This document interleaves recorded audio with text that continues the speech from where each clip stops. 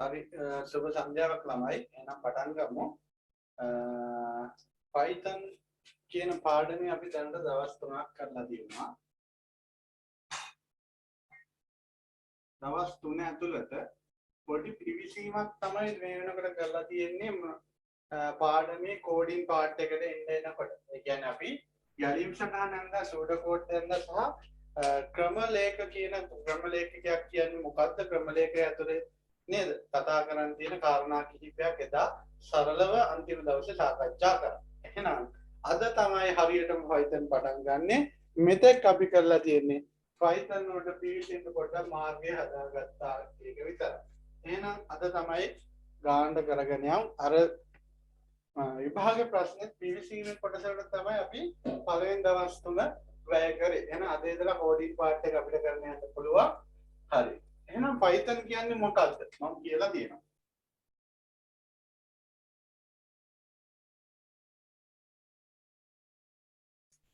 Python. හරි. මේක ළමයි high level language එකක්. මොකද්ද? high level language එකක්. එහෙම නැත්නම් මේකට කියන්න පුළුවන් උසස් මට්ටමේ පරිගණක භාෂාවක් කියලා. මොකද්ද? උසස් මට්ටමේ පරිගණක භාෂාවක්. ඇයි මේකට high කියන්නේ? high level එකක් කියන්නේ මෙන්න මෙහෙමයි කාරණය.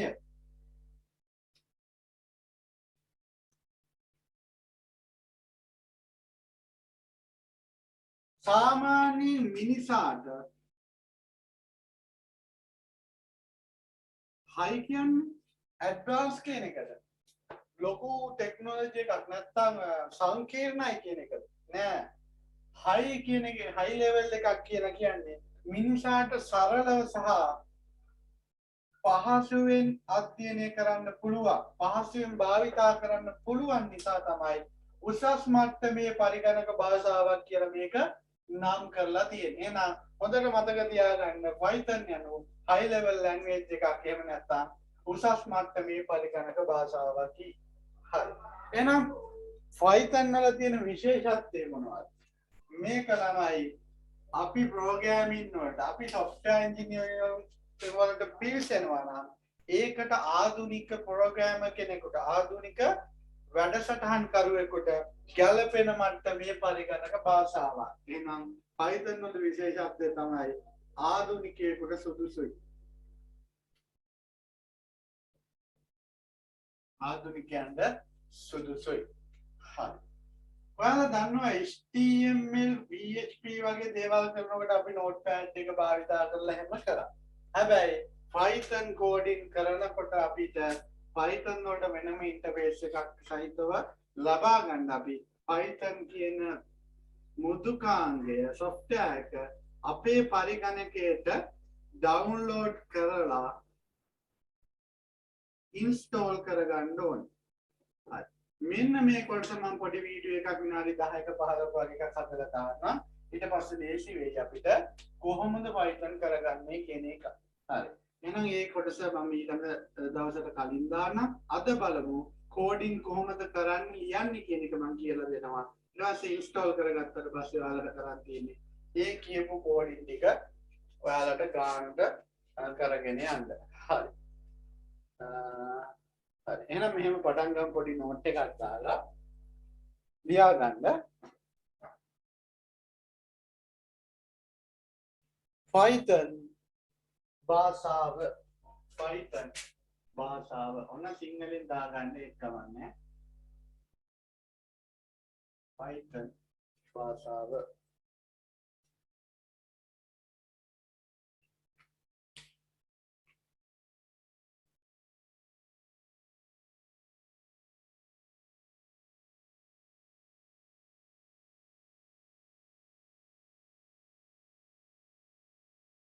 ලියා ගන්න.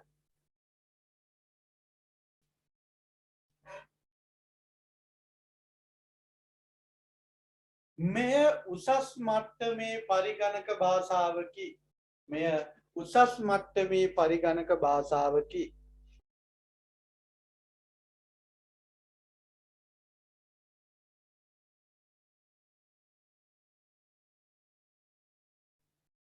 එය උසස් මට්ටමේ පරිගණක භාෂාවකි. එය පහසුවෙන් කියවා තේරුම් ගත හැකි අතර ඒ පහසුවෙන් කියවා තේරුම් ගත හැකි අතර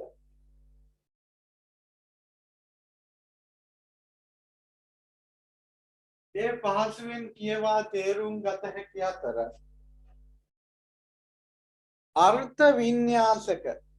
අර්ථ වින්‍යාසක භාෂාවක් ලෙස හැඳින්වේ. අර්ථ වින්‍යාසක භාෂාවක්.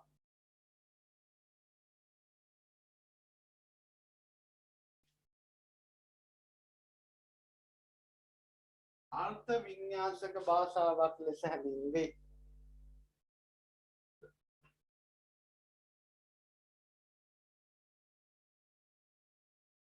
හරි. එතකොට ඔයාලා හොඳට දැනගන්න ඕනේ Python වගේ programming language එකක් භාෂාව භාවිතා කරන්නේ මොකේදද? මෘදුකාංග නිර්මාණය කරන්න. හරිනම් මෘදුකාංග නිර්මාණය කරන්න තමයි අපි දැන් මේ Python කියන එක භාවිතා කරන්නේ. හරි. ඊට කලින් මම අර්ථ වින්‍යාසක කියලා වචනයක් භාවිතා කරා. ඒ වචනේ කියන්නේ මොකක්ද කියලා බලමු. පොඩි අනුමාතෘකාවක් දාගන්න. අර්ථ වින්‍යාසක කියලා.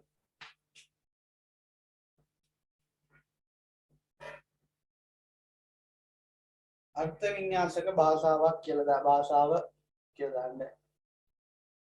ඉන්ටර්ප්‍රෙටර් කියනවා එකට.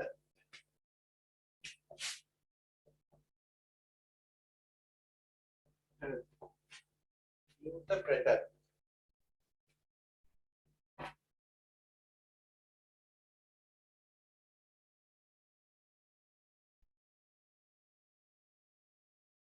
අර්ථ වින්‍යාසක භාෂාවක් කියන්නේ මෙහෙම දෙයක් තමයි.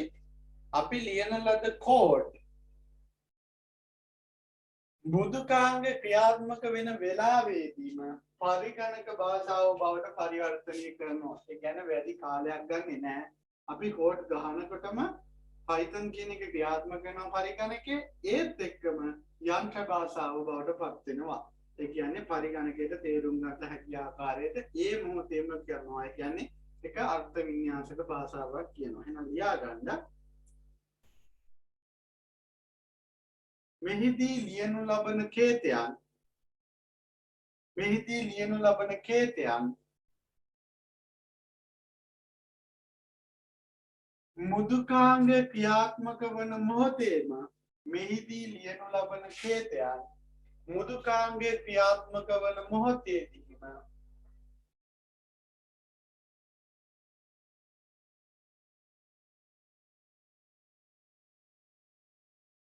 යන්ත්‍ර භාෂාව බවට පරිවර්තනය වේ. යන්ත්‍ර භාෂාව බවට පරිවර්තනය වේ.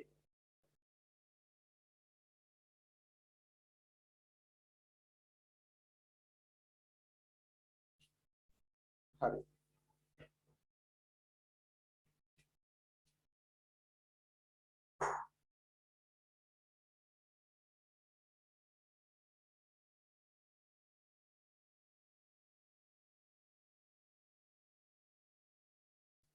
එහෙනම් යම් ඉදිරියට ලොකු තියරි කොටස් වලින් අවශ්‍ය වෙන්නේ අපිට ප්‍රශ්න කරන්න අවශ්‍ය වෙන්නේ කෝඩ් නේ. කෝඩ් වලට එන්න කලින් මේ කියන්න ඕනේ කාරණා ටිකක් තියෙනවා.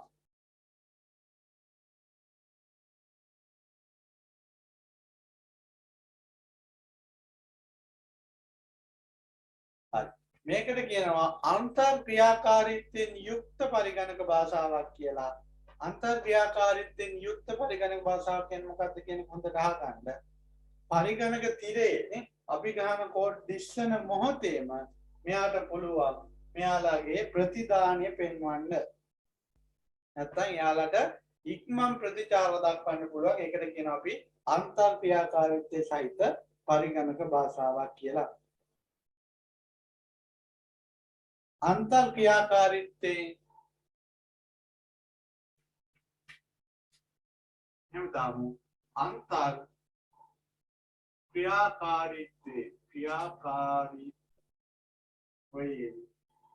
යුක්ත වේ. යුක්තය කියලා දාලා ඔය විදිහට දාගන්න.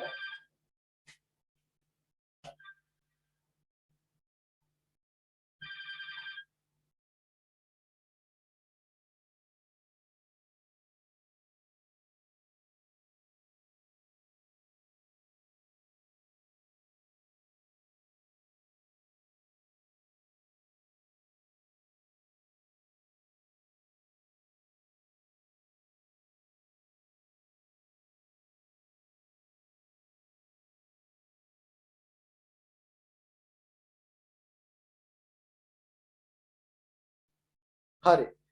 එහෙනම් අන්තර්ක්‍රියාකාරීත්වයෙන් යුක්තයි කියන්නේ මෙහෙම එකක්. පරිගණක තිරේ අපි කේතයන් ටයිප් කරනකොටම ඒට අවශ්‍ය ප්‍රතිචාරයන් ශනිකව ලබා දෙන ඒවා. එහෙනම් ලියන්න. පරිගණක තිරය මත කේතයන් සටහන් කරන අවස්ථාවේදීම පරිගණක තිරය මත කේතයන් සටහන් කරන අවස්ථාවේදීම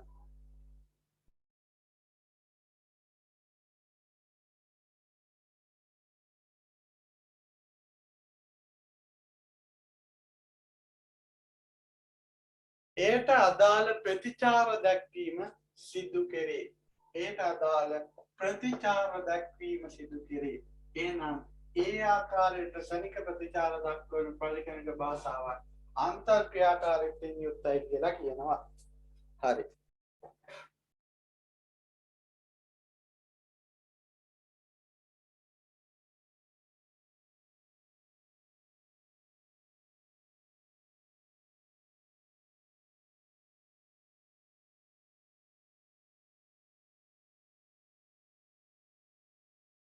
හරි. එහෙනම් මෙන්න මෙහෙමයි.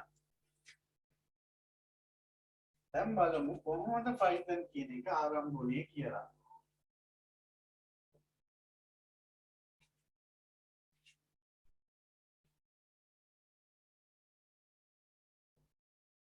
මෙන්න මේ පුද්ගලයා තමයි Python කියන පරිගණක භාෂාව 1980 ගණන් වල අගභාගයේ සිට 1990 ගණන් වල මුල් භාගයේ දක්වා කාලයකදී මේක නිර්මාණය කරන්නේ.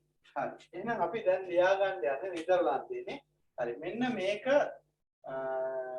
ඉතිහාසය. එහෙනම් ලියන්න Python වල ඉතිහාසය. Python වල ඉතිහාසය.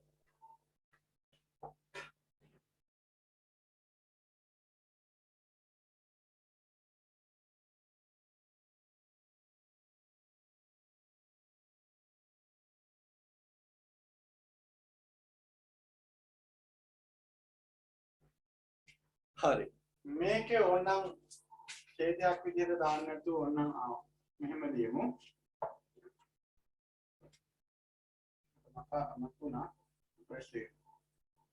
මෙයා තමයි නිර්මාතෘනේ. ඕන අපි මේක දාගමු. අයවා ඕන නිර්මාතෘ.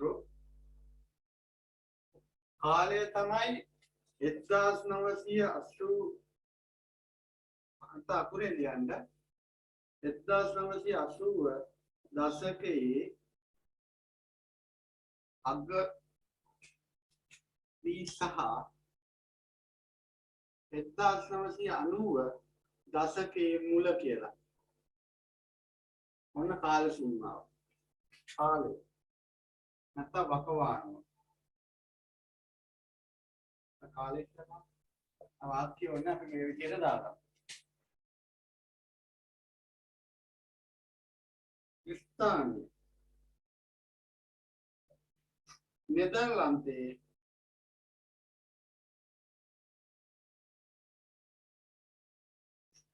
National Institute of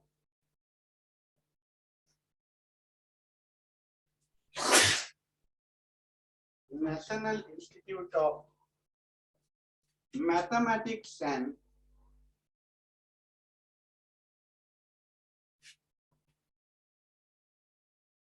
Computer Science ජාතික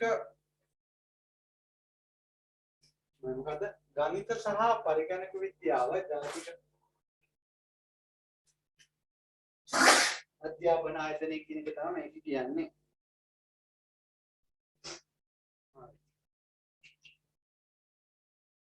එහෙනම් නිර්මාතෘ ගයිඩෝ වෑන් රොසියු කාලේ 1980 දශකයේ අග සහ 90 මුල භාගයේ ස්ථානයේ නෙදර්ලන්තයේ National Institute of Mathematics and Computer Science කියන ආයතනයේ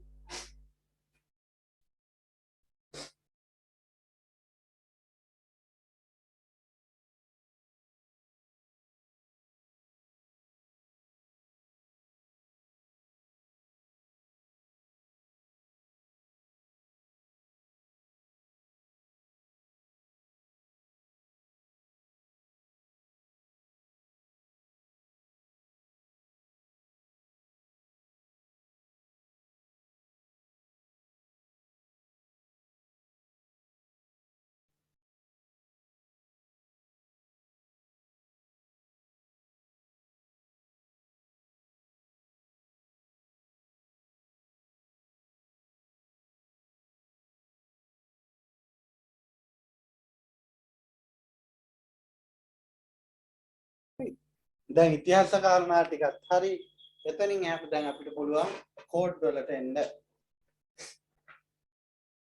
එයා ගන්න ඊට කලින් පරිගණක භාෂාවේ ඇති Python පරිගණක භාෂාවේ ඇති වාසි මොකක්ද මේකේ තියෙන ඇඩ්වාන්ටේජස් ටිකනේ. බලමු ඇඩ්වාන්ටේජස් ටික කතා කරලා.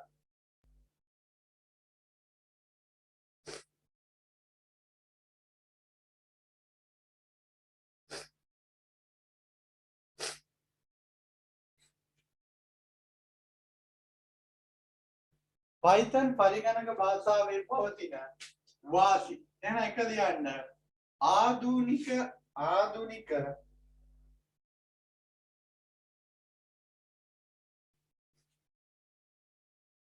ආධුනිකයන්ට වඩා සුදුසු වේ. ඒක ආධුනික ප්‍රෝග්‍රෑමර්ස්ලාට ගොඩාක් සුදුසුයි කියලා කියනවා. ආධුනිකයන්ට වඩා සුදුසු වේ.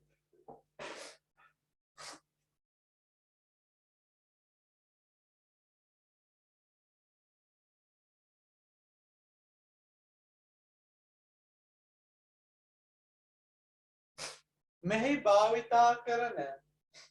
භාවිතා කරන කේතයන් ඉංග්‍රීසි භාෂාවේ වචනවලට වඩා සමීප වේ. ඉංග්‍රීසි භාෂාවේ වචනවලට වඩා සමීප වේ. වරහණතෝ දාන්න. එනිසා අවබෝධ කර ගැනීම පහසු වේ.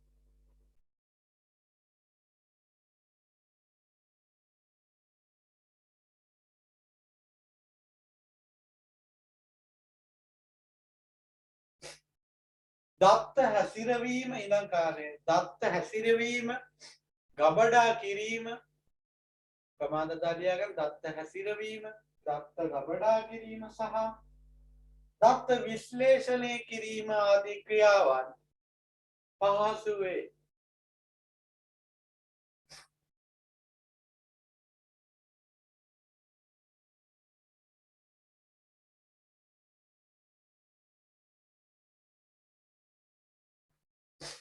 සකස් කළ නැත්නම් සකස් කළ පරිගණක මේ භාවිතයෙන් සකස් කළ පරිගණක වැඩසටහන් පවත්වාගෙන යාමද වඩා පහසු වේ. අනිත් ඒවට වඩා මේක නඩත්තු කරගෙන පවත්වාගෙන යන එක හරි පහසුයි කියලා තමයි කියන්නේ. හරි. ඔන්න ඔය කාරණා මේකෙදී තියෙන ඇඩ්වාන්ටේජ් විදිහට ගන්න පුළුවන්. හරි.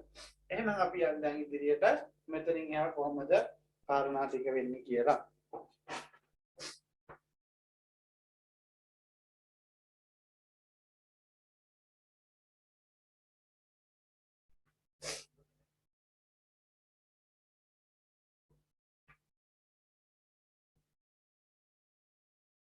හරි. ඉන්ස්ටෝල් කරලා ඩවුන්ලෝඩ් කරගත්තට පස්සේ අපි එන්නේ මේ කොටස ඩවුන්ලෝඩ් කරගෙන දැන් Python අපි පරිගණකයේ තියෙනවා කියලා හිතමු. ඊට පස්සේ මෙන්න මෙහෙමයි මේක ඇතුලේ දැන් කෝඩ් කරන්න යන්නේ. මේක විශේෂත්වය තමයි කෝඩ් කරලා කරන එකේම අපිට අවුට්පුට් එක බලා ගැනීමේ හැකියාවක් තියෙනවා. එතකොට ළමයි මේකට අදාළ identifiers නැත්නම් හඳුන්වනයන් කියලා වචන බොහෝමයක් මේක ඇතුලේ තියෙනවා නේ. හරි. වචන බොහෝමයක් තියෙනවා. එක එකට එක කාරණා එක ක්‍රියාවන් අන්තර්ගත වෙනවා. එතකොට මේ වචන අපි සියල්ල ඉගෙන ගන්න ඕනේ Python ටිකටම ඉගෙන ගන්න ඕන නම්. හරි. උදාහරණයක් විදිහට del කියලා තියෙනවා. delete වගේ අදහසක් තියෙන එකක් නේ. try තියෙනවා, and තියෙනවා නේ.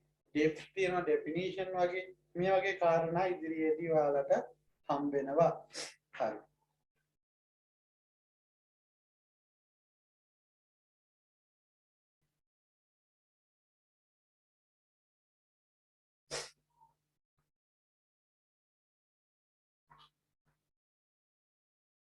දැන් බලමු කෝඩින් කොහොමද ඇප්ලයි වෙන්නේ මේක ඇතුළේදී කියලා.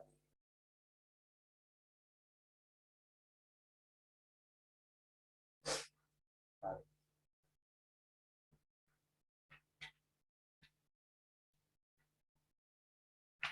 උදාහරණයක් මම බලන්නේ. එතනින්ද ඔයාලට පැහැදිලි කරන්නේ කියලා.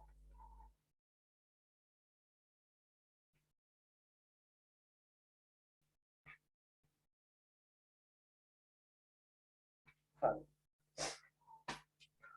ඔන්න මේක ඇතුලේ මට පුළුවන් මෙන්න මෙහෙම වගේ වැඩක් කරගන්න.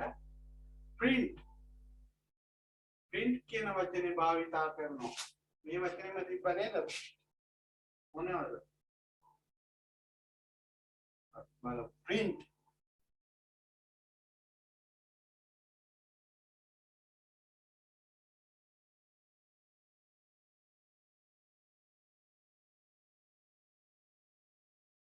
print welcome කියලා දාන්න.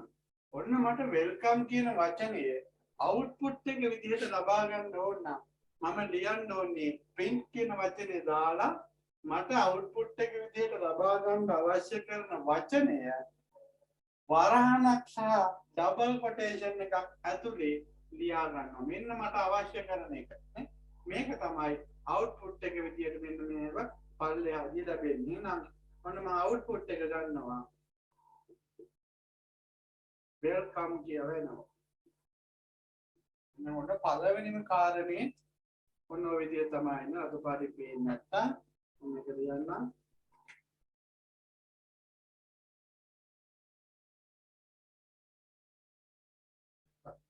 මෙතන වාගේ නම තිබ්බනම් බැරි වෙලාවකත් ඒක එනවා මෙතන. හරි. එහෙනම් පළවෙනිම කෝඩ් එක දාගන්න ඔය විදිහට.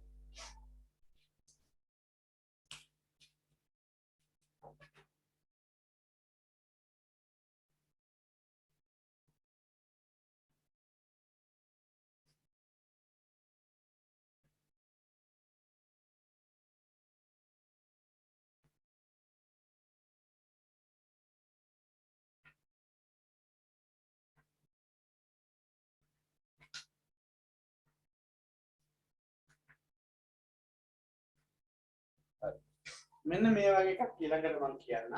මේක මකනවා මම දැන්. හරි. අපි දන්නවා දැන් PHP එහෙම කරලා තියෙන ඉන්න විචල්යන් කියලා නේ. මේ විචල්යන් කොයි විදිහට හඳුන්වනවද කියලා ඉතිරියට බලමු. ඊට කලින් මම පොඩ්ඩක් මේක කලින් කියලා තියෙනවා. ඔන්න විචල්‍යයක් x කියලා එකක් තියෙනවලු. ඒකට අගයක් කලින් දීලා තියෙනවා. අපි තමු hello කියලා. එහෙම නැත්නම් අපි තාම වෙන්නම ශ්‍රී ලංකා. හරි. ඔන්න x සමානයි ශ්‍රී ලංකා. print එකක් ගන්නවා.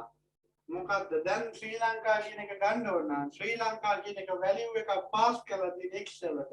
එහෙනම් දැන් මෙතනදී x කියලා දාගත්තොත් output එක විදියට එන්නේ මොකද්ද? ශ්‍රී ලංකා කියලා. ඔය කියන දාගමු කෝඩ් තේරෙන්න සරලව එකින් එකට යන් අපි. ඔන්න දෙවෙනි කෝඩ් එක.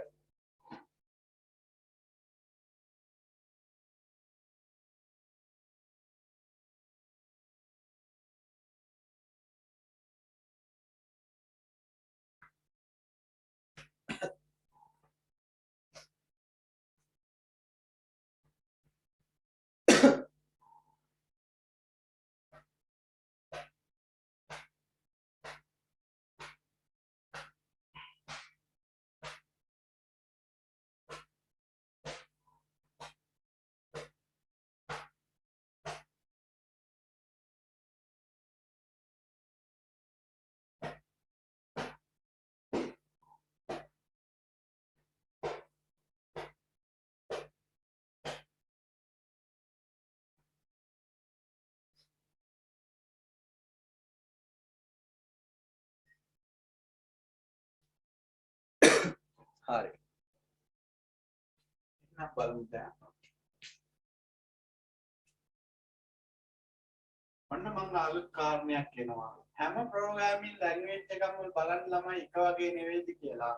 අර PHP වලද කිව්ව කාරණා ටිකම අයත් මම කියාගෙන යනවා. Python කියලා අලුත් නමක් දාගෙන. ඒක පොඩ්ඩක් වෙනස් එච්චරයි. දැන් තියෙනවා විවරණ කියලා. බලන්න විවරණ කියලා කමෙන්ට් එකක්. මේ කමෙන්ට් එකක් දාන විදිය මම නේද? අර අපි HTML වලදී කිව්වා PHP වලදී කිව්වා අමතරව තව Java කියලා කෝස් එකක් කරන එක කරන අයටත් අපි කියලා තියෙනවා කොහොමද විවරණයක් දාන්නේ කියලා. විවරණයක් කියන්නේ නැත්තම් තමයි කමෙන්ට් එක. කමෙන්ට් එකක් කියන්නේ මෙහෙම එකක් ළමයි.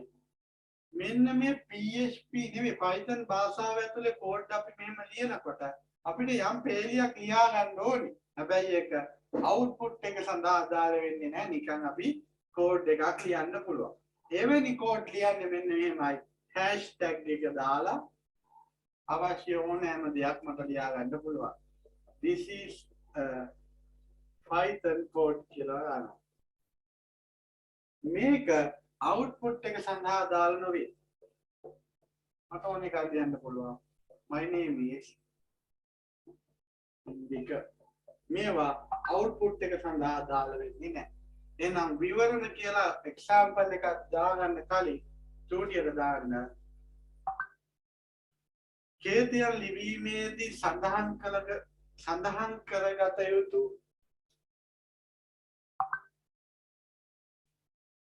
ප්‍රතිදානය සඳහා අදාළ නොවන විශේෂ සටහන් කේතියන් ලිවීමේදී සඳහන් කරගත යුතු ප්‍රතිදානය සඳහා අදාළ නොවන විශේෂ කාරණාවන් සටහන් කර ගැනීම සඳහා මේ භාවිතා කරයි කියලා එක්සාම්පල් එක මේ විදිහට දාගන්න.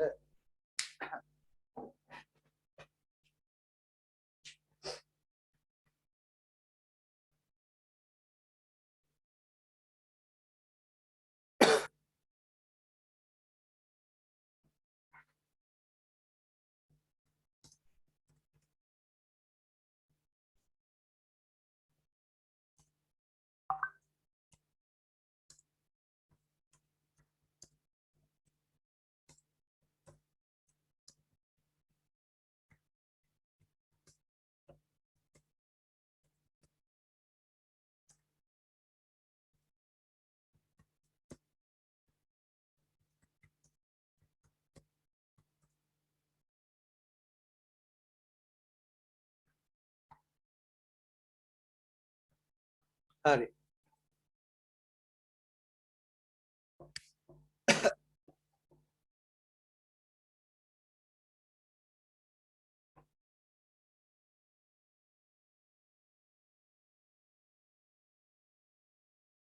ඊළඟ දාන්න විචල්‍යය variable විචල්‍යයන් සහ අගයන් ලබා දෙන්නේ විචල්‍යයන් කියලා දාගන්න.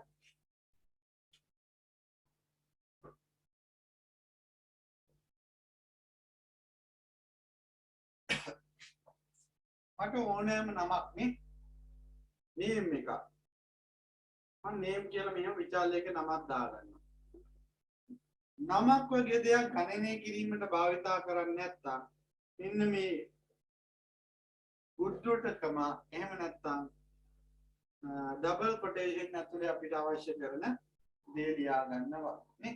හරි. මෙතන ඕනෑම නමක් මට දාගන්න පුළුවන්. මම මෙතන දාන අමල් කියන නම්බර් එකක් මෙතන name කියලා දෙන්නම ඕනේ නේ.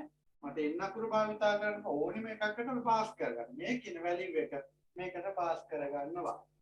හරි.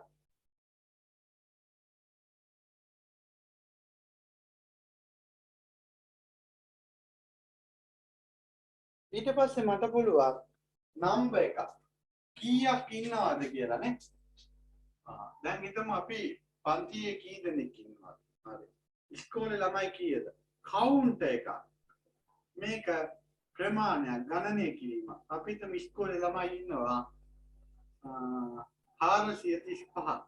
මේක ඩබල් කොටේෂන් අවශ්‍යද? නැහැ. ඔය විදිහට. හරි. height කාගේ හරි උසක් කියනවා HIGHT අඩි 5යි අඟල් 4යි. ඒක අපි නිකන් ලියමු එහෙනම් 5.4යි කියමු නිකන්. අඟල්වලින් ඔය ආකාරයට ප්‍රකාශ කරන්න පුළුවන්. එතකොට මේ සියල්ල ඉදිරිපත් කරන්නේ කොහොමද? මේ විදිහට තමයි විචල්යකට වැලියු පාස් කරන්නේ. මෙතනදී ඕනෙම අකුරු ටිකක් ඕනෙම වචන ටිකක් භාවිතා කරන්න පුළුවන්. මෙන්න මේ ගණනය කිරීමකට භාජනය නොවන වැලියු එකක් ඩබල් කොටේෂන් එක ඇතුලේ ගණනය කිරීමක් සඳහා නැත්නම් අගයක් ප්‍රමාණාත්මක අගයක් තියෙන එක ඩබල් කොටේෂන් එකකින් තොරව මේ විදිහට දාගන්න පුළුවන්. එහෙනම් මේ එක්සැම්පල් කියලා මේ ටික මෙහෙම දාගන්න.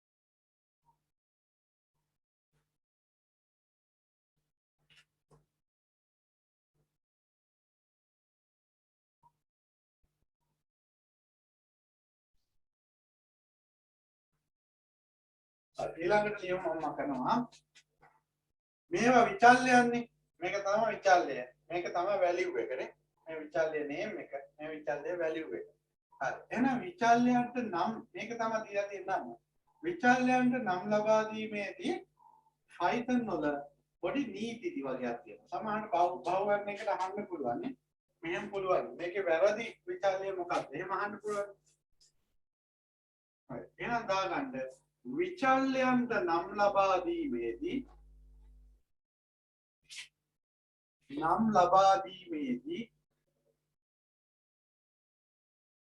පවතින නීති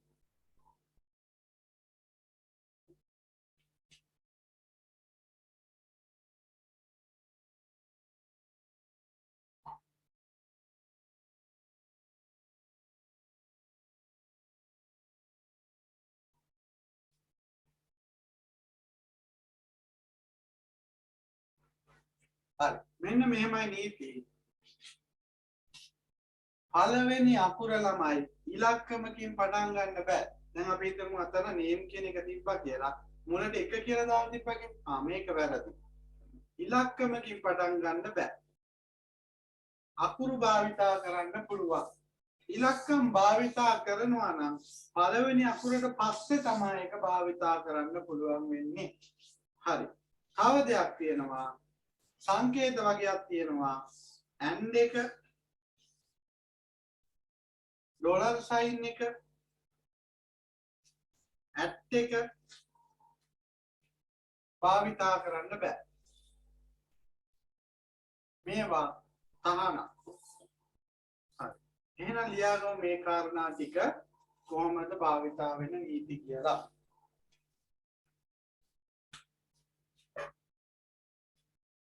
තව කාරණයක් කියන්න තියෙනවා Python භාෂාවේ භාවිතා කරන වචන තියෙනවා දැන් ඔයා දන්නවා දැනට print එක කියන වචනේ තියෙනවා මේ වගේ වචන භාවිතා කරන්න බෑ del and o def ඔය වගේ ගොඩාක් වචන තියෙනවා Python වල භාවිතා වෙන වචන මේවා variable එක නමකට භාවිතා කිරීමේ හැකියාවක් නැහැ එහෙනම් Python භාෂාවේ යෙදෙන වචන භාවිතා කිරීමේ හැකියාවක් නැත ලියාගන්න Python භාෂාවේ යෙදෙන වචන භාවිතා කිරීමේ හැකියාවක් නැත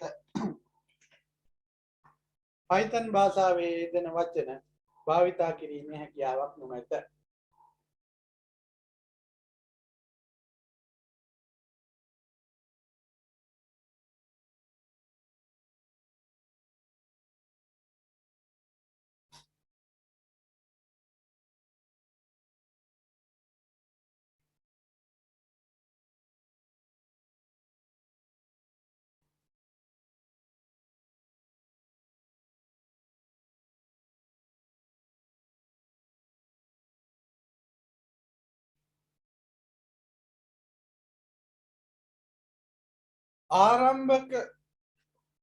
ආරම්භය සඳහා ඉලක්කමක් භාවිතා කළ නොහැක. ආරම්භය සඳහා ඉලක්කමක් භාවිතා කළ නොහැක. ආරම්භය සඳහා ඉලක්කමක් භාවිතා කළ නොහැක. ඊළඟ තරුව දාගන්න අන්ඩර්ස්කෝර් කියලා එකක් තියෙනවා. අන්ඩර්ස්කෝර් කියන්නේ රූල මෙහෙම තියෙනවා නම් තමයි මෙහෙම ඉරි කැලක් ගහන්න පුළුවන්. මේක තමයි අන්ඩර්ස්කෝර් කියන්නේ. මේ මැදින් ගහන එක නෙවෙයි. හරි. අන්ඩර්ස්කෝර් මෙහෙම දාගෙන තරුවක් දාලා වුණා. මෙම සංකේතය පළමු අකුර සඳහා භාවිතා කළ හැක. මෙම සංකේතය පළමු අකුර සඳහා භාවිතා කළ හැක.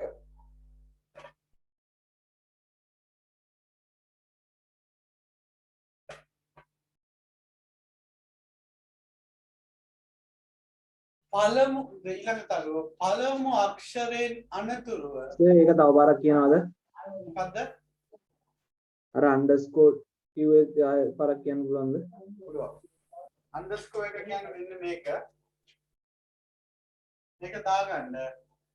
මෙය නැත්නම් මෙම සංකේතය පළමු අකුර සඳහා භාවිතා කිරීමේ හැකියාවක් ඇත. නැත නෙවෙයි ඇත. මේ භාවිතා කරන්න පුළුවන්. දැන් හිතමු මෙහෙම නියම කියලා මට වේරියබල් එකක් ලියා ගන්න පුළුවන්. ඩබල් කොටේෂන් ඇතුලේ පසින්දු. හරි. මොන ඔය විදිහට ලියා ගන්න පුළුවන්. හරි. එහෙනම් අන්ඩර්ස්කෝර් එකේ කතාව හරි. ඊළඟ එකට යනවා. ඊළඟ එකේදී මම කිව්වේ පළමු අක්ෂරයෙන් අනතුරුව නැත්නම් පළමු අකුරෙන් අනතුරුව ඉලක්කම් භාවිතා කිරීමේ හැකියාව ඇත. ඉලක්කම් භාවිතා කරනවා නම් පළමු අකුරෙන් පසුවයි into count 3 name 5 අයම් පුළුවන්. පළමු අක්ෂරයෙන් අනතුරුව ඉලක්කම් භාවිතා කිරීමේ හැකියාවක් ඇත. ඊළඟට කියන්න තියෙන කාරණේ තමයි at එක and එක සහ percentage mark එක. at එක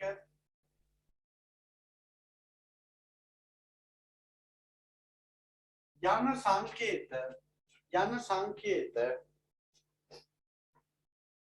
භාවිත කළ නොහැක. යන සංකේත භාවිතා කළ නොහැක. මේකට හේතුව තමයි යම් ස්ථානවලදී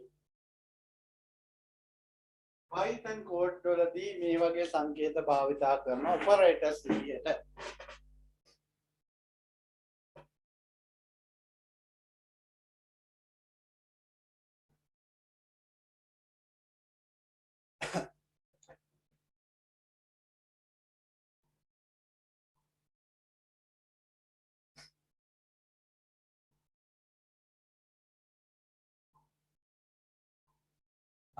ඔන්න මම වැඩක් දෙනවා. මම දැන් variable ටිකක් කියලා නම් ටිකක් ලියනවා. ඉතින් ඔයාලා මේවා හරිද වැරදිද කියලා ලියන්න ඕනේ.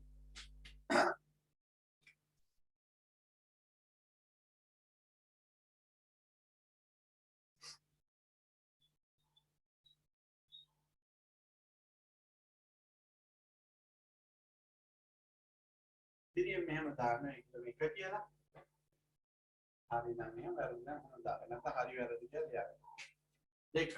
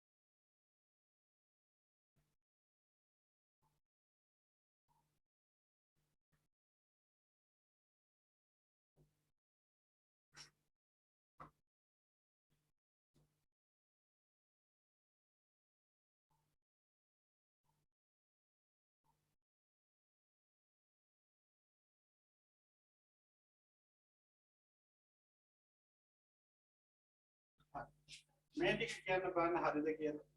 හරි වැරදි කියන එක තාන්න බලන්න පුළුවන්.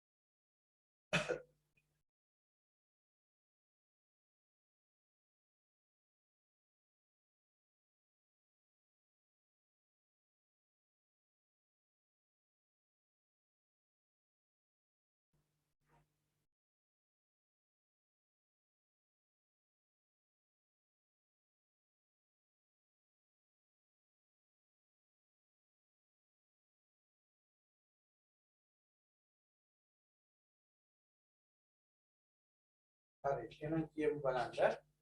මොන මම කියනවා පැහැදිලි කරන්න නැතුව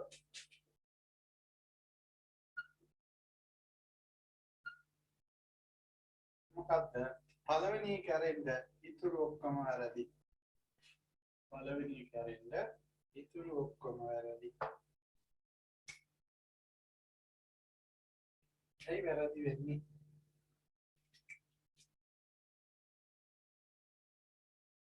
මෙහෙමයි. අන්ඩර්ස්කෝර් එක පළවෙනි අකුරට භාවිතා කරන්න පුළුවන්. පළවෙනි අකුරෙන් පස්සේ ඉලක්කම් භාවිතා කරන්න පුළුවන්. එහෙනම් ඒක හරි. මෙන්න මේ සංකේතයනේ. මෙන්න මේ සංකේතය භාවිතා කරන්න බෑ කිව්වා. එහෙනම් වැරදි. 71 තියෙනවා. මේ සංකේතය භාවිතා කරන්න බෑ කිව්වා. එහෙනම් වැරදි. ඉලක්කමක් පළවෙනි අක්ෂරයෙන් යොදා ගන්න බෑ. එහෙනම් වැරදි. del කියන එකයි වැරදි. මේක වචනයක් නෙවෙයි. මේක Python භාෂාවේ භාවිතා වෙන වචනයක්. එහෙනම් මේ වචනත් භාවිතා කරන්න බෑ. එහෙනම් ওই විදිහට තමයි මේවා භාවිතා කරන්න පුළුවන් වෙන්නේ. හරි. එහෙනම් යම් ඉදිරියට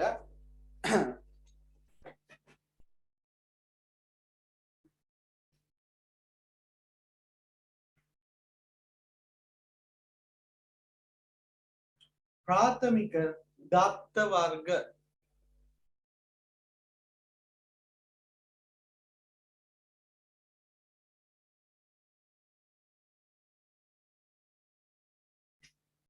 प्राथमिक दत्त वर्ग primitive data types ना Python වල data types කියවම සකස් ගාති කියන්න පුළුවන් වෙනවා. प्राथमिक दत्त वर्ग primitive data type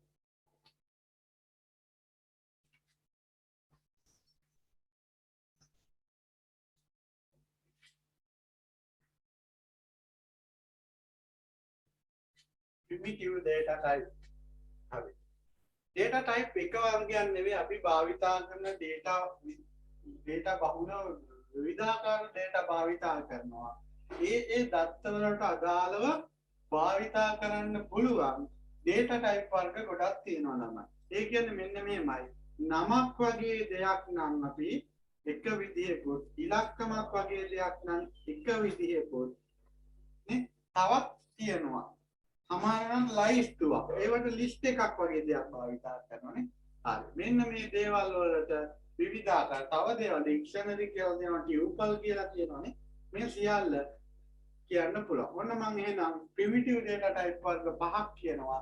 පළවෙනි එක ලියා ගන්න. ඊට කලින් ඔන්න මම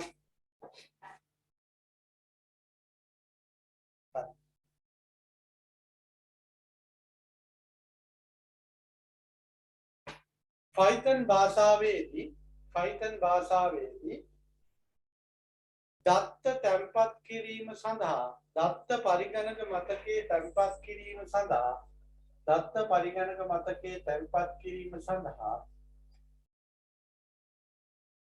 විවිධ දත්ත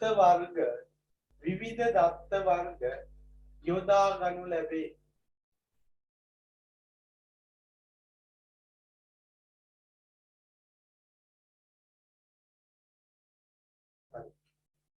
ඉලක්කම් වගේ දේවල් භාවිතා කරනවා. ඒවට අපි numbers කියලා කියනවා. numbers. වචන වගේ දේවල් භාවිතා කරනවා. ඒවට අපි කියනවා string කියලා.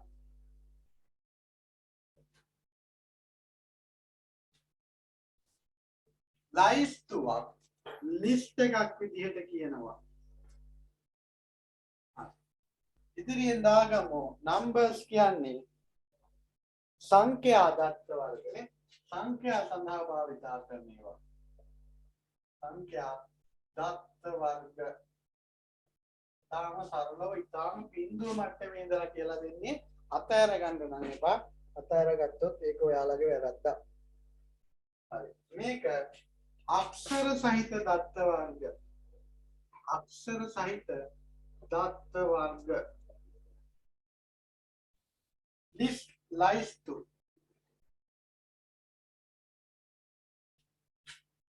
list ලයිස්තු. නැත්තම් ලේඛන කියලා දාගන්න. list එක ලයිස්තුවක් කියන්නත් පුළුවන් නැත්තම් ලේඛනයක් කියන්නත් පුළුවන්. primitive data type ගත්තට මෙතන යටින් ලියුවත් දාලා පේන්නේ නැහැ. ඊට පස්සේ එකක් වෙනවා tuple කියලා එකක්. තව එකක් වෙනවා dictionary කියලා. tuple කියලා එකක් වෙනවා. ඉතුරු එක වෙනවා dictionary කියලා එකක්.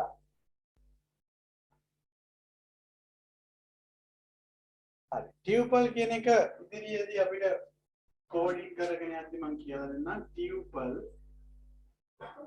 මේක dictionary.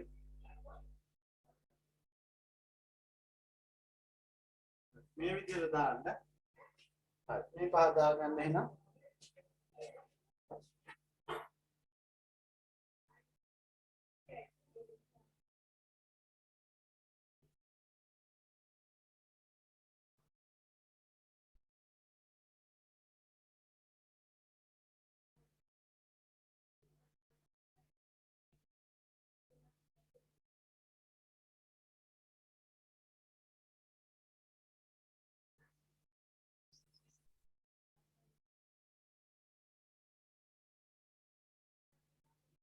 එහෙනම් දාගන්න මේ ලියපු ඒවා යටතේ පළවෙනියට දාගත්ත සංඛ්‍යා දත්ත වර්ග numbers කියන මාතෘකාව දාගන්න. ඒක යටතේ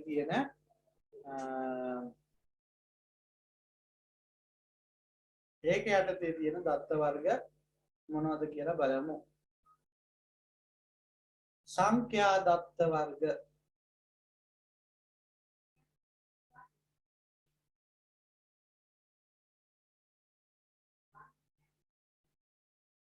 මෙහිදී ප්‍රධාන සංඛ්‍යා දත්ත වර්ග මේ මාතෘකාව මෙතන තියාගන්න. මෙහිදී ප්‍රධාන දත්ත වර්ග හතරක් ගැන අවධානය යොමු කරේ. හරි. මෙන්න මාතෘකාව සංඛ්‍යා දත්ත වර්ග. මොකක්ද මේ හතර? int, long, float. int කියලා එකක් තියෙනවා ඔන්න පළවෙනි එක. දෙවෙනි එක long. තුන්වෙනි එක float. හරි. මේ ටික කියලා ඉන්නම් හතරවෙනි එකට එන්න. int එකේදී භාවිතා කරන්නේ පූර්ණ සංඛ්‍යා. භාවිතා කරයි. पूर्ण संख्या සඳහා භාවිතා කරයි.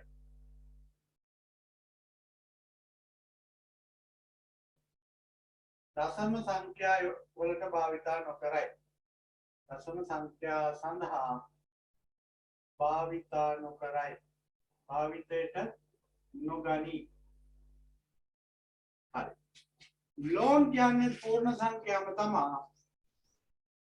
ඕන උදාහරණ මෙතනදී පොඩි උදාහරණ ටිකක් දාගන්න එක්සැම්පල් කියලා.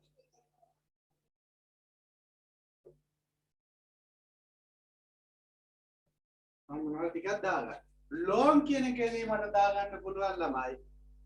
වඩා විශාල ප්‍රමාණය पूर्ण संख्या सदा භාවිතා කරා. ඒකෙදි දශම සංඛ්‍යා නෑ. එක්සැම්පල් කියලා ගාලා දාගන්න ටිකක් ලොකු මිලියන ගණන් ඒ වගේ එකක් නේ.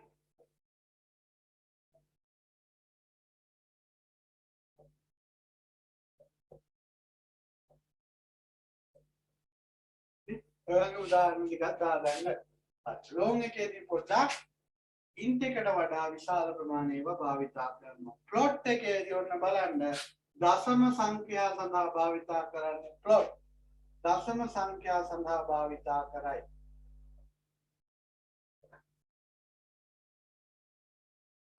දශම සංඛ්‍යා සඳහා භාවිතා කරයි.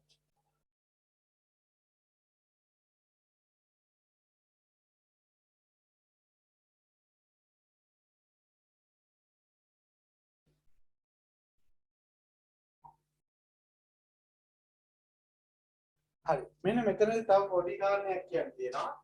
වඩා විශාල ප්‍රමාණයේ සංඛ්‍යා සඳහා තමයි භාවිතා කරන්නේ. හැබැයි මෙතනදී අපි දන්නවා තුන්වෙනි පාඩමේදී තිබ්බා අෂ්ටමය සහ ෂඩ්දශමය සංඛ්‍යා කියලා විදියක්. අන්න ඒ ආකාරයෙන් නිරූපණය කරනකොට මෙතෙන්ද අපි යොදා ගන්නවා ලෝන් කියන එක. එහෙනම් වරහන් ඇතුළේ මෙතනදී දාගන්න අෂ්ටමය සහ ෂඩ්දශමය සංඛ්‍යා සඳහා භාවිතා කරයි කියලා. අෂ්ටමය සහ ෂඩ්දශමය සංඛ්‍යා සඳහා භාවිතා කරයි කියලා. මෙහිදී තියෙන විශේෂත්වය තමයි ළමයි අපි ලියන එක්සැම්පල් එකේ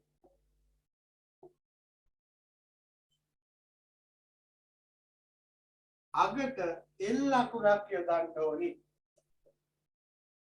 L අකුරක් යොදන්න ඕනි මොකක් හරි භාවිතා කරොත් L අකුරක් භාවිතා කරන්න ඕනි. හරි. මේක විශේෂ කාරණයක් විදිහට අය පරුදා ලියන්න ඕනේ නෑ. පොඩ්ඩක් ඒක මතකයේ තියාගන්න. මොකද L බෝඩ් එකක් දාන්න ඕනේ නේ. හරි.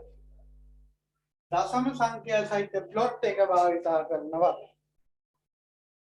උදාහරණයක් දාගන්න යකින් 7.4යි 0.032යි ඔය විදිහට දාගන්න එක්සැම්පල්.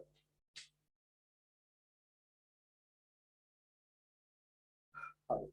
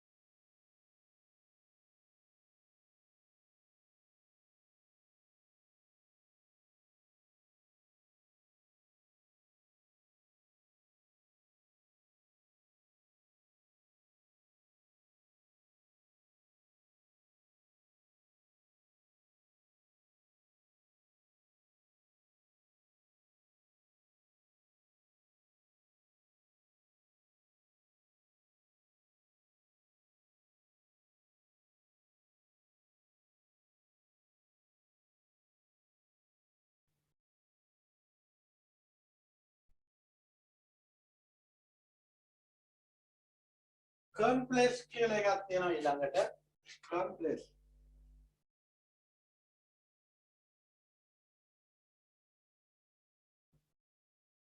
මේකදී විවිධ වර්ගයේ තත්ත්ව වර්ග වර්ගයක් තියෙනවා ඒවා අපිට ටිකක් භාවිතා වෙනවා අඩුයි J අකුරක් කියන දාලා ඒ වගේ දේවල් වලදී භාවිතා වෙනවා නිකන් J අකුරක් දාලා ඒක සටහනක් තියාගන්න ඒක තියාගත්තාම ප්‍රමාණවත් රවුන්ඩ් කරන්න එපා මම පැහැදිලි කරන්න ඒක පොඩි රවුමක් දාලා කියන්නේ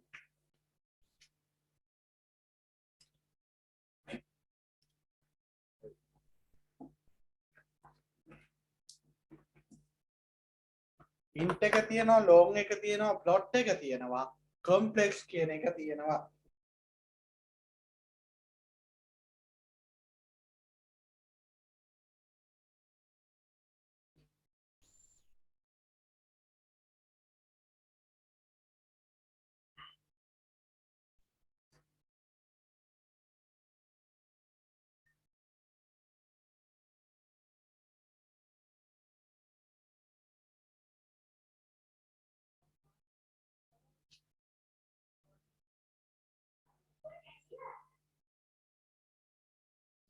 දැන් අපිට තියෙන්නේ ඔපරේටර්ස් කියන එක ඉගෙන ගන්න ඕනෑම පරිගණක භාෂාවකදී අපිට ඔපරේටර්ස් භාවිතා කරන්න ඕනේ. මෙන්න මේ කාරණා හරියට ඉගෙන ගන්න ඕනේ ඊළඟට කෝඩින් කියනකොට අර පුනර්කරණය. එහෙම නැත්නම් නැවත නැවත යෙදෙන for loop එක, while loop එක, do while loop එක වගේ දේවල් භාවිතා කරනකොට ඔපරේටර්ස් වලින් සිද්ධ වෙන දේ හරියට තේරුම් නැත්නම් එතන සම්පූර්ණ කෝඩ් එකම වරද්දව ගන්නවා. එහෙනම් දාන්න operators categories කාරක ප්‍රවර්ග කියනවා කාරක ප්‍රවර්ග operators කියලා කියනවා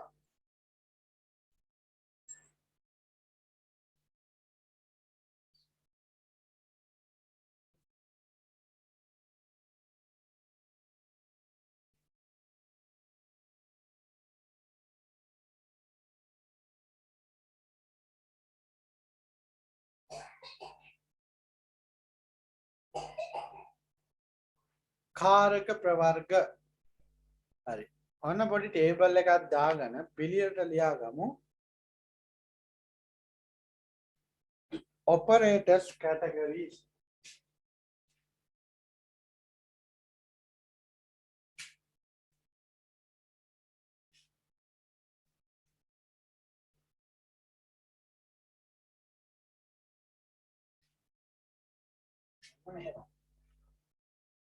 කාරක ප්‍රවර්ග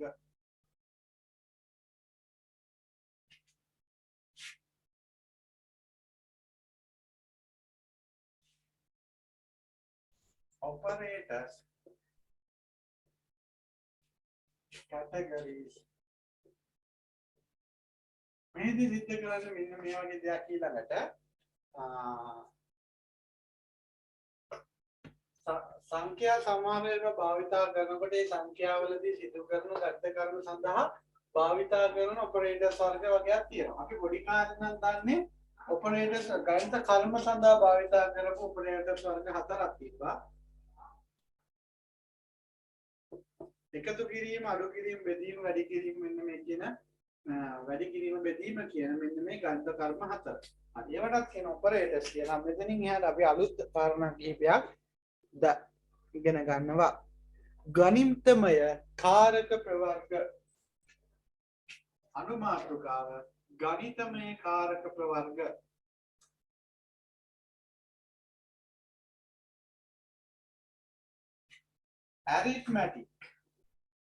arithmetic operators ගණිතමය කාරක ප්‍රවර්ග කියලා දාලා arithmetic operators කියලා මෙන්න මේ ටික දාගන්න.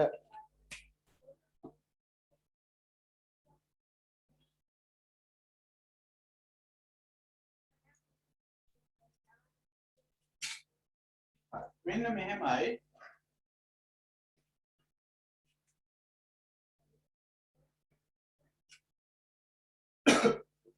මේත් දාන ඔපරේටර් එක නැත්නම් කාරක වර්ගය ඔපරේටර් එක නැත්නම් කාරක වර්ගය ඒකෙන් සිදුවන දේනේ මොකද්ද සිද්ධ වෙන්නේ කියලා ඊළඟට දාන්න පුළුවන් විස්තරය. හරි.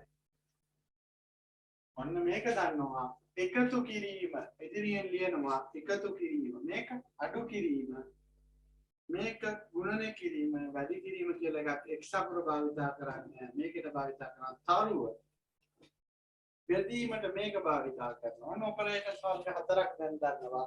එහෙනම් ඉදිරි ලියා ගන්න එකතු කිරීම සංඛ්‍යා එකතු කිරීම සංඛ්‍යා අඩු කිරීම සංඛ්‍යා ගුණනය කිරීම සංඛ්‍යා බෙදීම කියලා මේවට දාගන්න. සංඛ්‍යා එකතු කිරීම අඩු කිරීම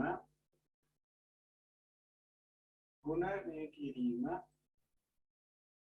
බෙදීම.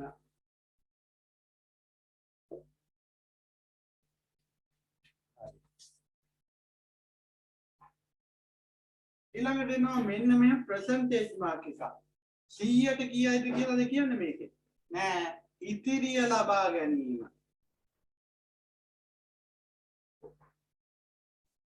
මෙහෙමයි ළමයි. මෙතනදී මේ බෙදීමේ ලකුණට බලන්න ඉදිරියෙන් මම පොඩ්ඩක් ලියනවා. 6 මේ විදිහට තිබ්බත් උත්තරේ කියලා. 6 දෙකෙන් බෙදපුවාම උත්තරේ 3යි. ඔය විදිහට ගන්න පුළුවන්. මෙතනදී කියනවා 8 බෙදීම නෙවෙයි 8 මෙහෙම තියලා මැදින් percentage mark එකක් දානවා. මේකට කියන මොඩියුලර් ඔපරේටර් එක කියලා. මේ ඉතිරිය ලබා ගන්න මොඩියුලර් ඔපරේටර් එක දාපුවාම 8 5න් බෙදුනාම ඉතුරු වෙන්නේ කීයද? බෙදන්නේ මේ වම් පැත්තේ තියෙන එක දකුණු පැත්තේ තියෙන අගේ භාවිතය කරලා වම් පැත්තේ තියෙන අගේ බෙදනවා. එතකොට ලැබෙන්නේ 8ට 5 1යි. ඒක වැඩක් නැහැ. කීයක් වුණත් කමක් නැහැ.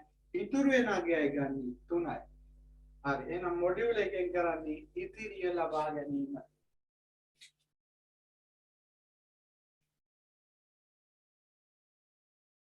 හරි. ඕන මේකට කලින් ලියන්න තිබ්බා. කමන්න.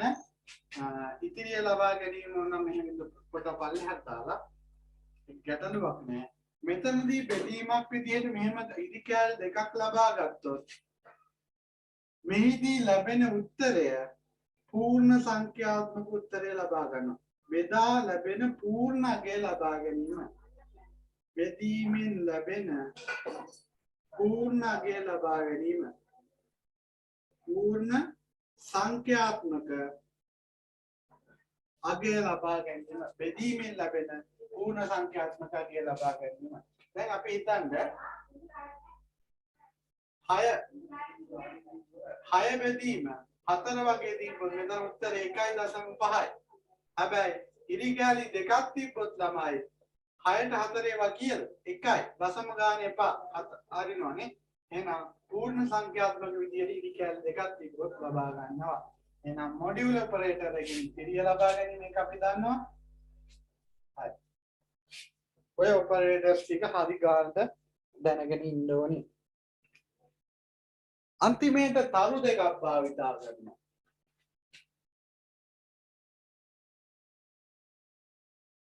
එක්සැම්පල් එකක් විදිහට මට මෙහෙම කියන්න පුළුවන්. 3යි තරු 2යි 2.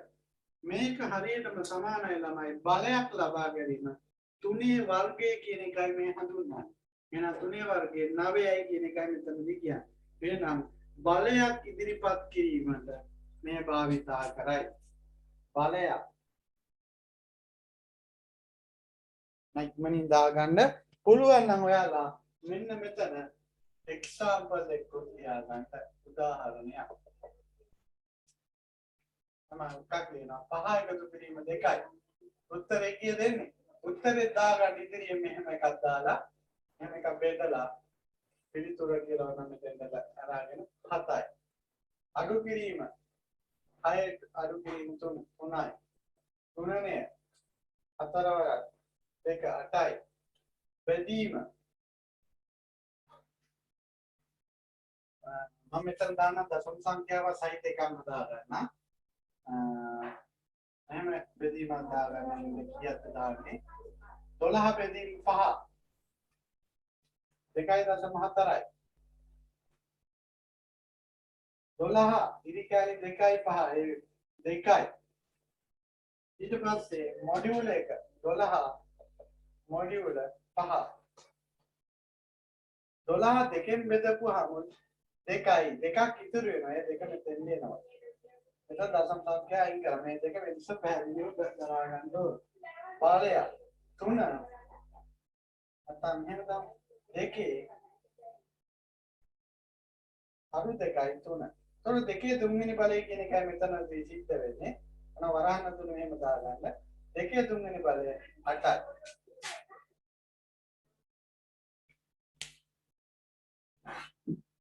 හරියට ඒකට අදාළව කෙලින් ඒක ලියා ගන්න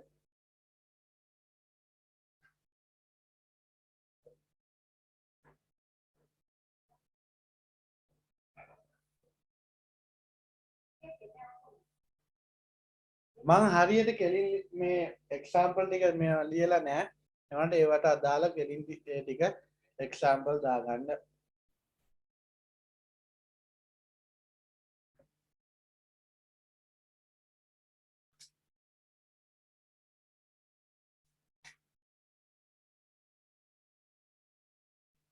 හරි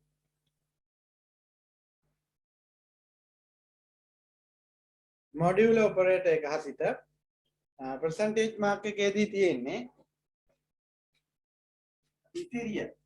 ඉතිරිය ලබා ගැනීම. දැන් මම මෙහෙම හිතන්න ඉතිරිය ලබා ගන්නවා උත්තරේ කීයද 70 බෙදීම 70% 20 කියලා තියෙනවා. ඉතිරිය කීයද 70ට 20 තුනක් තියෙනවා ඉතුරු 10ක් තියෙනවා එහෙනම් මේකෙන් ලැබෙන උත්තරේ තමයි 10 කියන එක. පැහැදිලිනේ? මේකේ තියෙන්නේ ඉතිරිය මේකේ තියෙන්නේ බලය ලබා ගැනීම. ඒ කියනකොට පොඩ්ඩක් අවධානයෙන් ඉන්න සමහරවිට බෝඩ් එක බැලුවට පැහැදිලි නැහැ. බලය ලබා ගැනීම.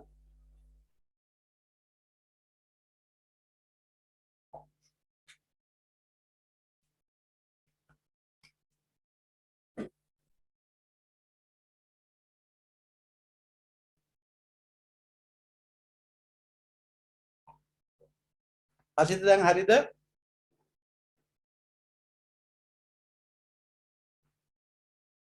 අසිත කියන්න බලන්න ඇහුන්නේ නැහැ කියනවා. මම ඉස්සල්ලා ඇහුන්නේ නැත්තේනේ. එක්සැම්පල් ටික හරියට ඉදිරියෙන් දාගන්න.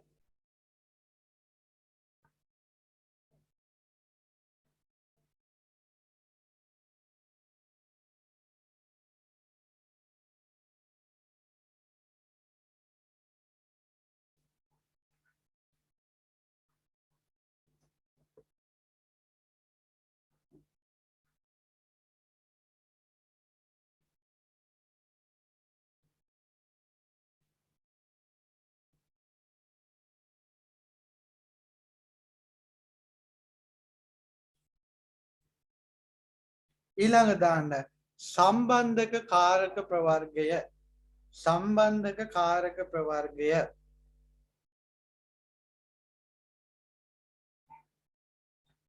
සම්බන්ධක කාරක ප්‍රවර්ගය relational operators category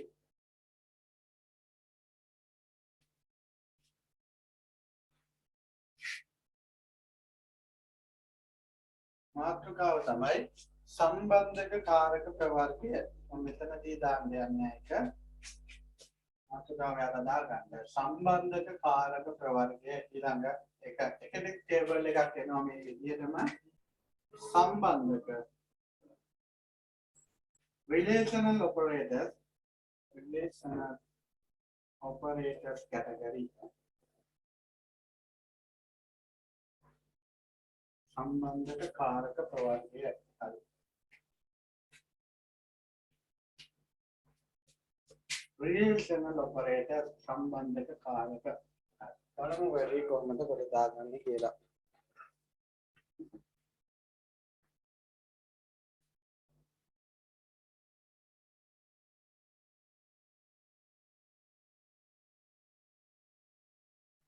හරි මෙන්න මේ වගේ අගයන්දී ලකුණු ටිකක් තමයි එන්නේ.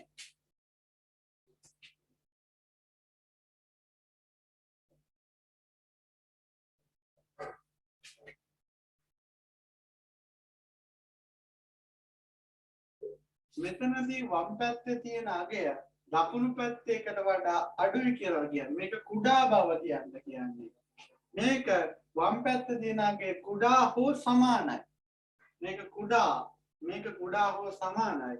මේක විශාලයි. මේක විශාල හෝ සමානයි. බය වෙන්න එපා. මේදී කට ඇරලා තියෙන පැත්තයි විශාල වෙන්නේ. ඉතින් කියවන්නේ මෙහෙමනේ. මෙහෙම කියවුවොත් x is smaller than 9. ඒ කියන්නේ 9ට වඩා x is small. ඒ කියන්නේ කියවන්න පටන් ගන්නේ වම් පැත්තේ ඉඳලා. එහෙනම් මේ පැත්තයි හරි. මේක කුඩායි කියන එක. මේක එක්සැම්පල් ඕන නම් ඔයාලා ඉතිරි ලියා ගන්න මෙහෙම 3 5ට වඩා කුඩා. එහෙම ඕනේ නැහැ. කුඩායි. මේක කුඩා හෝ සමානයි. මේක විශාලයි. larger than. මේ පැත්ත තමයි x larger than 8. එහෙනම් 8ට වඩා විශාලයි කියන එක මෙතනදී කියන්නේ. මෙතන larger than or equal 10. මෙතනදී විශාලයි හෝ සමානයි. විශාලයි හෝ සමානයි කියන එක මෙතනදී ගන්න පුළුවන්. හරි. ඔන්න ඔය හදලා දාගන්න තවත් කීපයක් තියෙනවා.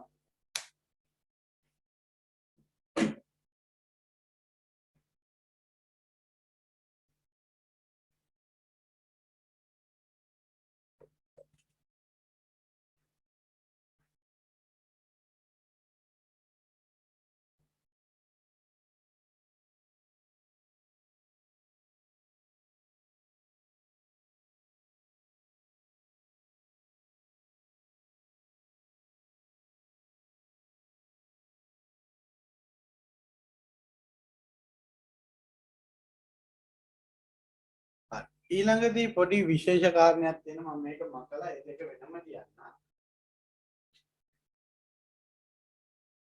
ඒක ලියාගන්න ඇති නේද? කුඩාව සමානයි විශාලව සමානයි. මේකෙම ඊළඟට එන පස්වෙනි දෙන එක මම ලියන්නේ මෙන්න මේ වගේ එකක් එනවා. equal than සමානයි කියලා කියනවා. මේදී ළමයි මේ පැත්තේ වම් පැත්තේ යගේ සහ දකුණු පැත්තේ යගේ සංසන්දනය කරලා ඒ දෙක සමාන නම් true කියලා එනවා. සත්‍යයි කියලා එනවා. අසමාන නම් false කියලා එනවා. අසත්‍යයි කියලා එනවා. ඒ කියන්නේ මෙහෙම හිතන්න. a සමානයි 5යි නම් b සමානයි 4යි නම් කවුරු හරි කියනවා a සමානයි b කියලා. මෙහෙම සමානයි නෙවෙයි. a සමාන ලකුණු දෙකක්. a double equal b කියලා. එතකොට මේකදී උත්තරේ සත්‍ය හෝ අසත්‍ය ලෙස ලැබෙන්න ඕනේ. මේ විදිහට බැලුවොත් 5යි 4යි සමාන වෙන්න බෑ එහෙනම් false කියලා එන්න ඕනේ. නැත්තම් මෙතනදී අසත්‍යයි කියලා එන්න ඕනේ. අසත්‍යයි කියලා එන්නේ නැහැ. ඒක තමයි අපි ප්‍රකාශ කරන විදිය. මෙතනදී false. මේක යටතේ මට ලියන්න පුළුවන් මේකට example එකක් කොහොමද දාගෙන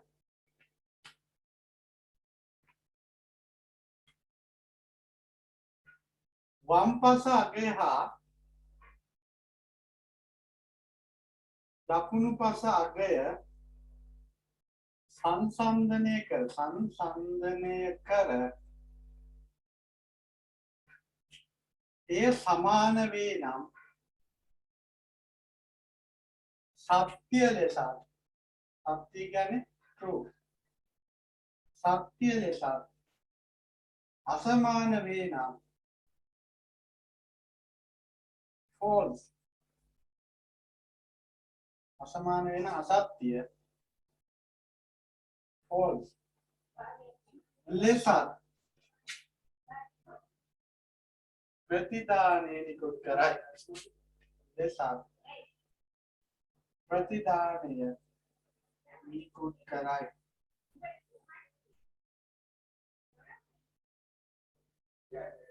වටවන්න බලන්න වම් පස අගය හා දකුණු පස අගය සංසන්දනය කර මන් දේනව පැහැදිලි නෑ මන් දන්නවා ඒවට මම කියනවා අහගෙන ඉන්නේ.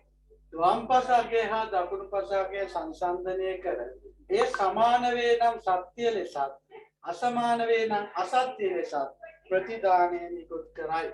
හරි. එහෙනම් පැහැදිලි කතන්දරය ඔය විදිහට තමයි තියෙන්නේ. ඕකේ අනිත් පැත්ත භාවිතා කරනවා මෙන්න මෙහෙම. හර්ෂයාදී ලකුණක් සහ සමාන ලකුණක් not equal than කියන මෙතන. මෙන්න මෙහෙම ගත්තොත් a සමානයි නැත්නම් xy කියමු x සමානයි 3යි y සමානයි 2යි. කවුරු හරි කියනවා x not equal than 2 කියලා. මේක true the false ද? ඇත්තට මේ දෙක sorry 2 නෙවෙයි y මේ දෙක not equal than. ඒ කියන්නේ x සහ y කියන දෙක සමාන නැහැ. ඇත්තනේ 3යි 2යි සමාන වෙන්න බෑ. එහෙනම් output එක true කියලා එන්න ඕනේ. හොඳට කල්පනා කරලා බලන්න. එහෙනම් මේ වචනේ මේ පේලියමයි ලියන්න වෙන්නේ මෙතනදී. මේ ටික ලියාගන්න. ඒ ටික මම කියන්න. මෙතන හර්ෂයාදී ලකුණ නැත්නම් බුදුවම්මා මාර්ගය තියෙන ඔකට. හර්ෂයාදී ලකුණයි සමාන කිරීමයි. වම් පස අගය මෙතනම ලියන්න එක. වම් පස අගය හා දකුණු පස අගය වම් පස අගය හා දකුණු පස අගය සංසන්දනය කර වම් පස අගය හා දකුණු පස අගය සංසන්දනය කර එය අසමාන වේ නම් සමාන නෙවේ එය අසමාන වේ නම් අසත්‍ය sorry ඒ අසමාන වේ නම් සත්‍ය ලෙසත් අසමාන වුණොත් තමයි එයා true කියලා එන්නේ. අසමාන වේ නම් සත්‍ය ලෙසත් සමාන වේ නම් අසත්‍ය ලෙසත් ලැබේ. සමාන වේ නම් අසත්‍ය ලෙසත් නිරූපණය කෙරේ. හරි. ඔන්න ඕක තමයි මෙතනදී වෙන්නේ. මෙතනදී equal එකේදී බලන්නේ මේ වම සහ දකුණේ තියෙන දෙක සමානයිද කියලා බලනවා. මෙතනදී අසමානයිද කියලා බලනවා. මෙයා true කියලා මේක නිකුත් කරන්නේ. දැන් මෙතන මෙහෙම වුණා නම් v5 මෙහෙම වුණා නම් මෙයා true වෙනවා. මෙයා සතුටු වෙන්නේ මේ දෙකම සමාන වුණා. මෙයා සතුටු වෙන්නේ මේ දෙකම අසමාන වුණා. හරි. එහෙනම් කාරණේ පැහැදිලි. එහෙනම් operators category දෙකයි සම්බන්ධක සහ සංඛ්‍යාත්මක කියලා ආකාර දෙකකින් අපි operators වර්ග ඉගෙන ගත්තා. දැනට 1 2 3 4 5 7යි 7යි 6යි 13ක් දැනට අපි ඉගෙන ගත්තා. එහෙනම් හරියට මෙන්න මේ කාරණා ටික එකින් එක ගානට දැනුමේ තියාගන්න.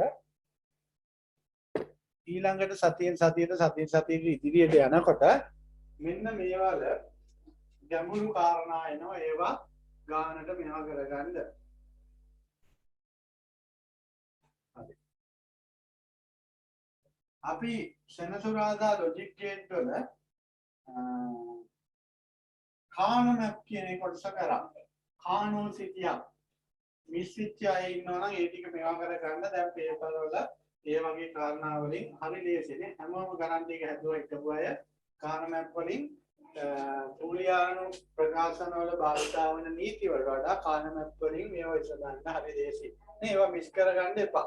ගානට කරන්නේ පැයද දෙකද ඒ ටික මම ගානට කරගෙන යනවා. ඒ තියරි ටික තියෙනවා නම් හොඳට කරගන්න පුළුවන්. ඇත්තටම නම්බර් සිස්ටම් පාඩමේදී ළමයිගේ ලොකු උනන්දුවක් තිබ්බා. ඒකෙදි ගොඩක් අය අතාරගත්ත අඩුයි.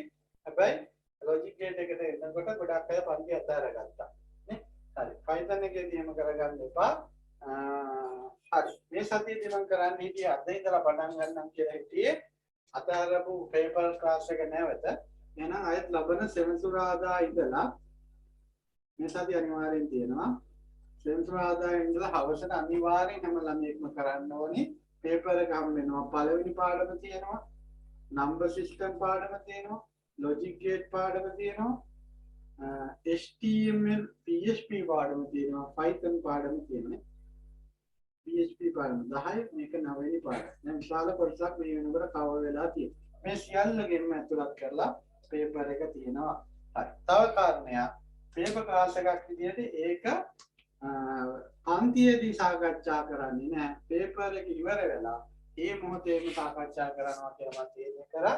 ලියන්න පැයක් යනවා නම් MCQ පේපර් එක. ලියලා විනාඩි 15ක් විතර පොඩි බ්‍රේක් එකක් දීලා මොකද කරන්නේ? නැවත සාකච්ඡා කරන්න පටන් ගන්නවා මේ විදිහට. හරි. ඔයාලගේ යාළුවෝ ඉන්නවා නම් 2021 සහ 2022 ලියන ඒ ළමයින්ට පේපර් ක්ලාස් එකක් මේ තියෙන තත්ත්වෙත් එක්ක ළමයි වෙනුවෙන් කරන්න පුළුවන් දෙයක් විදිහට මම කරනවා. රුපියලක්වත් අය කරන්න නොමිලේ කරනවා. පුළුවන් නම් පේපර් ක්ලාස් එකට පමණක් සහභාගී වෙන්න කියන්නේ. කිසිම ගැටලුවක් නැහැ. ලින්ක් එක දෙනවා.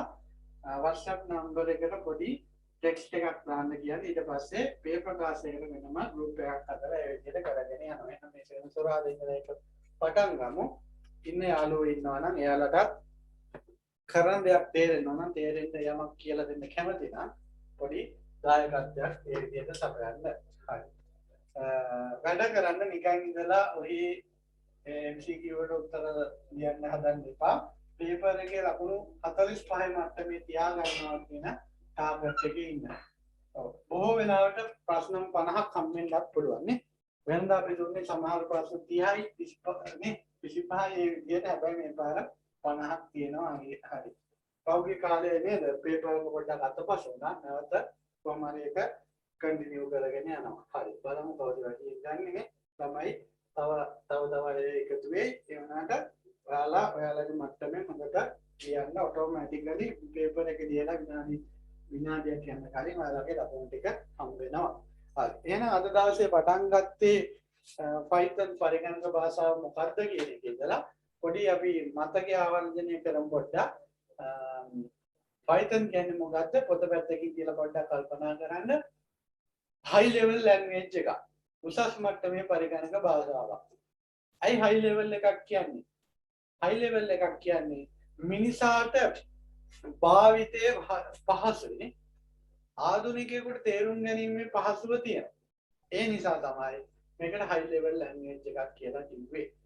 හරි. ඊට පස්සේ අර්ථ වින්‍යාසකයක් සහ අන්තර් ක්‍රියාකාරීත්වයේ සහිත මුදුකාංගයක් කියලා මේකට හඳුන්වන්න ගත්තා. හරි. අර්ථ වින්‍යාසකයක්. ඒ කියන්නේ මේකේ ශනික ප්‍රතිචාර දක්වීමේ හැකියාවක් තියෙන නිසා අපි මේකට කිව්වා අන්තර් ක්‍රියාකාරීත්වයේ සහිත මුදුකාංගයක් කියලා. මේකේ තියෙන වාසි තමයි ආධුනිකයන්ට පහසුයි. එතකොට මේකෙදි ඉංග්‍රීසි භාෂාවට සමීප කේතයන් භාවිතා කරන වචන වල සමීප කේතයන් භාවිතා කරනවා. ඒක නිසා අපි කිව්වා මේකේ යම් වාසියක් තියෙනවා භාවිතා කරන අයට කියලා. හරි. අර්ථ වින්‍යාසකයක් කියලා කිව්වේ අපි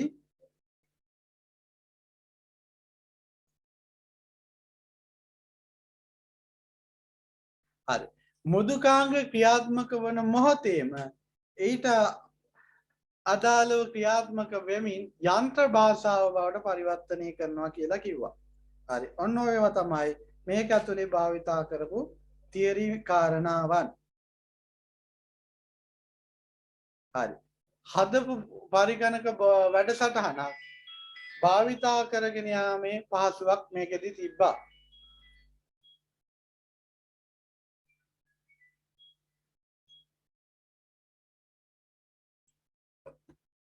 හරි. ඔය කාරණා ටික තමයි මේකෙදි කියන්න තිබ්බේ. ඊට පස්සේ අපි ආවා මේකෙදි භාවිතා කරන විවරණයන් භාවිතා කරන හැෂ්ටැග් එකේ. විචල්යන් කොහොමද භාවිතා කරන්නේ? විචල්යන් වලදී මේ අන්ඩර්ස්කෝර් එක භාවිතා කරන්න පුළුවන්. ඇට් එක භාවිතා කරන්න බෑ. නේ? මේක භාවිතා කරන්න බෑ. percentage mark එක භාවිතා කරන්න බෑ. numbers භාවිතා කරනවා නම් පළවෙනි අකුරේ පස්සේ නේ මේ විදිහට පැහැදිලි කිරීමක් කරා විචල්ය. ඊට පස්සේ operators 13ක් කියලා දුන්නා. print එකක් ගන්න කොහොමදනේ? මේ විදිහට පළවෙනිට print code එක කියලා දුන්නා. එහෙනම් හොඳ ආරම්භයක් ගත්තා. මේ තේරෙන තේරිල්ලෙන් ඔයාලට ඉදිරියට කරගෙන යන්න පුළුවන්. අතාර ගන්න එපා කිසිම කාරණයක්. හරි. එහෙනම් මම අද දවසේ නවත්තනවා. හොඳට තියරි ටික හොඳට බලා ගන්න ඊළඟ දවසේ තියෙනකොට. හරි. එහෙනම් ඊළඟ දවසේ හම්බෙමු. අද දවසේ නවත්තනවා. ඔයාලට තමයි අයවන්.